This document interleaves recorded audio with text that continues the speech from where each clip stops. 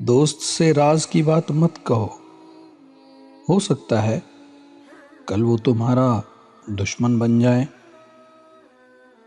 خدا کے واسطے جو کام کرو اس میں بندوں کا خوف نہ کرو۔ جاہل لوگوں سے کم ملو، ورنہ وہ تمہیں بھی جاہل بنا دیں گے۔ کمینوں کے مقابلے میں خاموش رہا کرو، زیادہ سنو اور کم بولو۔ کھانے سے بھوکے اور حکمت سے سیر رہو۔ زبان کے شر سے محفوظ رہنا چاہتے ہو تو خاموش رہو۔ نماز میں قلب کی، مجلس میں زبان کی، غضب میں ہاتھ کی، اور دسترخوان پر شکم کی حفاظت کرو۔ عاقلوں کی صحبت اختیار کرو، یہ مشکل وقت میں تمہاری مدد کرے گی۔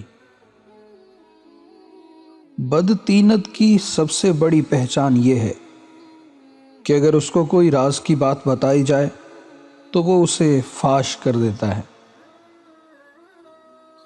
بے وقوفوں سے دوستی مت کرو، کیونکہ یہ مشکل وقت میں تیری مشکلوں میں مزید اضافہ کریں گے۔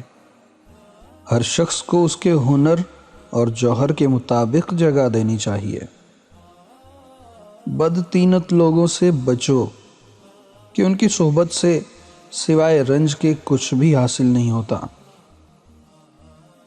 جس طرح بارش خشک زمین کو زندہ کر دیتی ہے، اسی طرح علماء کی صحبت سے دل زندہ ہوتا ہے۔ کام نہ کرنا محتاجی لاتا ہے، اور محتاجی دین کو تنگ، عقل کو ضعیف اور مروت کو زائل کرتی ہے۔ بدگمانی کو اپنے اوپر غالب مت آنے دو، ورنہ تمہیں دنیا میں کوئی دوست اور ہمدرد نہ مل سکے گا۔ اگر کوئی کام کسی کے سپرد کرنا ہے تو دانا کے سپرد کرو، اگر دانا میسر نہ ہو تو خود کرو، ورنہ وہ کام ہی ترک کر دو۔